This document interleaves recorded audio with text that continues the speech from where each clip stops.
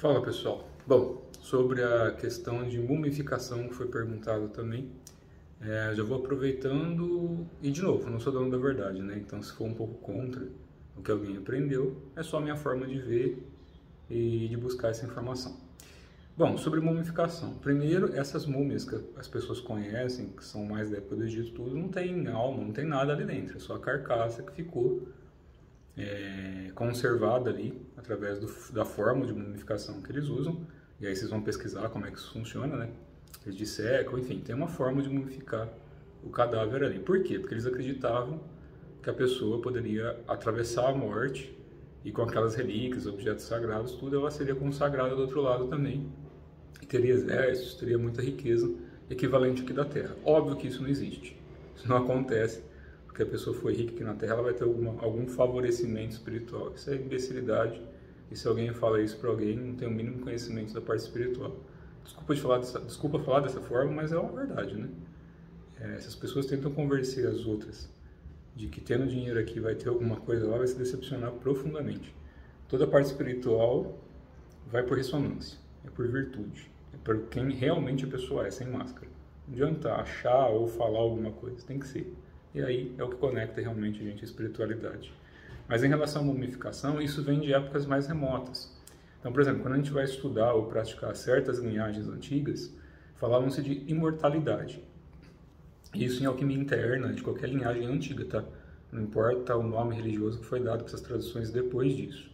Antigamente se chegava num nível de alquimia, magismo, a tal ponto de prática que conseguia se imortalizar o corpo. Imortalizar como foi com Mahavatar Babaji, como foram com os imortais taoístas, como foram com muitos budas e bodhisattvas. Ao longo das eras, muitos seres chegaram a um estado alto de iluminação em que você consegue desmaterializar e materializar o próprio corpo físico. O próprio Babaji e alguns imortais de várias linhagens que eu conheço, eles ainda sustentam até hoje em dia, ao longo dos milênios, ainda quando eles querem se materializam. Porque se você atinge determinado nível de iluminação e consegue armazenar tamanho tanto de energia, e a sua missão é essa aqui na Terra, de continuar transmitindo um conhecimento, e precisa de usar um corpo físico ainda para se materializar para algumas coisas, existe a outorga desses seres para que se materializem. Então isso era o corpo de imortalidade, ou corpo de diamante, corpo de clara-luz, em que alguns seres, com um propósito encarnacional, conseguem manter isso. São raros, normalmente são reclusos, ninguém vai achar essa pessoa no meio da rua, se achar não vai reconhecer, porque o tempo não passa, né? Então a aparência é bem mais jovem do que vocês imaginam. Se estivesse passando do seu lado na rua, você não saberia. Então o propósito de alma é esse. Assim como tem algumas traduções reclusas, que chega-se aí a 600, 800 anos, com as práticas corretas, mas isso também é muito misticismo. Então o pessoal começa a viajar muito na maionese, eu nem gosto de falar sobre isso, porque gera mais especulação e gente tola falando a respeito do que realmente alguém querendo entender as traduções antigas, para que realmente espiritualmente tenha acesso a alguma coisa. Então, em relação a essas múmias, a maior parte não tem corpo. O que acontecia é que em algumas traduções, por um processo que eu não vou explicar aqui, claro, alguns monges, sacerdotes, alguns mestres alguns mestres, eles chegavam a pedir para alguns discípulos, eles entravam em um estado de meditação absurdamente profundo, em que eles deixavam o corpo físico estático, e aí sim é da onde vem a coisa toda. Eles deixavam esse corpo estático durante décadas, anos, décadas, séculos, não importa. Eles mantinham o corpo físico imperecível, ou seja, ainda existe uma conexão de alma desses mestres com a energia física daquele corpo. Assim como a gente vê algumas santas, santos, yogis, enfim, que depois que desencarnam o corpo continua intacto, conservado. Vocês podem visitar isso, pesquisar na internet. Tem vários mestres de linhagem que mantêm esse corpo físico para mostrar como exemplo para os discípulos, para as outras pessoas que vão vindo, que a energia interna consegue fazer até isso. Então, era uma forma deles provarem na época que é quando a gente desenvolve um caminho de virtude. Isso é um fato, né, comum de traduções sérias, em que buscam um caminho de virtude, de compaixão, de amor, de fraternidade, e traduções que não sustentam nada disso. Para se chegar nesse ponto de imortalidade, ou depois que desencarna o corpo não perecer, eu, pelo menos, se tiver, eu não conheço, eu nunca vi nenhum mestre de nenhuma linhagem que usasse isso de forma errada ou que não seguisse um caminho de virtude que conseguisse fazer. Todas as pessoas e todos os grandes santos, santas, yogis, não importa o que chegaram nesse estado e estão até hoje. Vocês podem ver em alguns templos o corpo lá em caixão de vidro, que não interessa. São grandes mestres que seguiram um caminho de amor e virtude. Então eles mostram, e o corpo perfumado ainda por cima, não só não apodrece, como exala cheiro de flor. Então isso é um estado de mumificação real, em que se a alma quiser voltar para aquele corpo, ela consegue, porque o corpo não pereceu e os órgãos não se diluíram. Então existe como materializar a energia dentro do corpo novamente.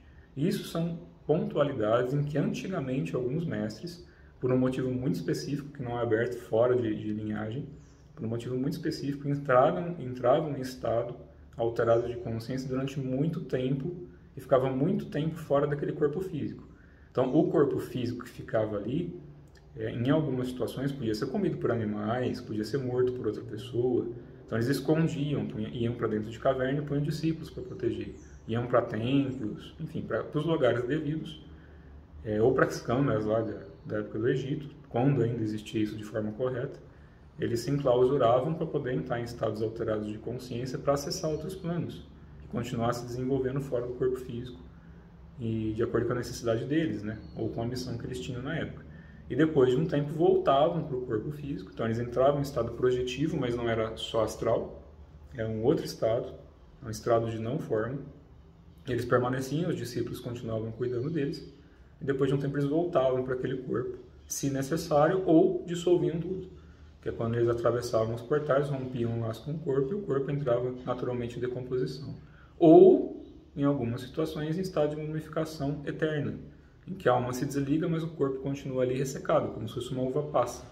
Por isso que tem algumas estátuas de monge que já provaram, que eram estátuas com uma camadinha de ouro um pouco mais grossa, mas quando foi tirar o raio-x, viram que tinha um monge que estava conservado dentro daquilo lá. Eles achavam, ou acham, não sei que história, que fim tomou isso, que aqui havia sido colocado ali morto ou não, ou que isso não tem propósito, se tinha como voltar à vida ou não. Isso é irrelevante. A questão é o porquê se faz isso, não é o porquê isso existe, é o para que se faz isso. Tem que ter um objetivo, tem que ter um propósito, não é para aparecer para ninguém.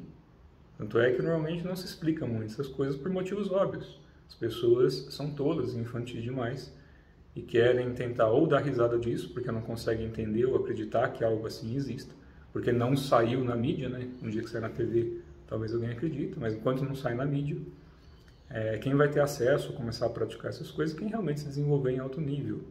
Então, eles dedicavam a vida deles naquela época para as práticas. Eles dedicavam a vida para a espiritualidade. Hoje em dia é um pouco mais complexo. Para se chegar num estado desse, tem que ter aí o dia todo para praticar o dia inteiro. O que a gente pode fazer hoje, que é o mais comum nessa era atual da humanidade, é desenvolver um estado de consciência em que a gente limpe os canais, depura o que tem que depurar e atinja um estado de iluminação em que a gente possa dissipar as dúvidas, dissipar os medos e se conectar de forma real à espiritualidade, independente do corpo físico, viver 90 anos ou 1000 anos. Então, a não ser que exista um propósito para sustentar a matéria física aqui, e é por isso que eu falo e repito isso há muito tempo, não desdenhem o corpo. Tem uma série de seres que tentam encarnar em raças humanas ou similares, em que têm a oportunidade de desenvolver a partir do corpo encarnado, não só limpar coisas, né, trabalhar energia na linha de tempo, como também eles podem acessar uma série de coisas a partir da chamatrina, do coração verdadeiro, aí cada um dá o nome que quiser para a essência do amor, que é a própria fonte em que a gente tem a oportunidade, enquanto humano, de se conectar. Então, se o propósito é esse, se existe uma virtude, tudo pode ser feito. A energia espiritual manda na energia material. É lógico que a gente sente coisas no corpo e vai continuar sentindo. A questão é qual é o objetivo, qual é o propósito. Se o propósito for correto e justo, virtuoso, a gente expande a consciência e vai depender se a gente está usando um corpo físico ou não. Tá certo? Acho que deu para esclarecer por cima e vou tentar responder no próximo a outra questão sobre isso.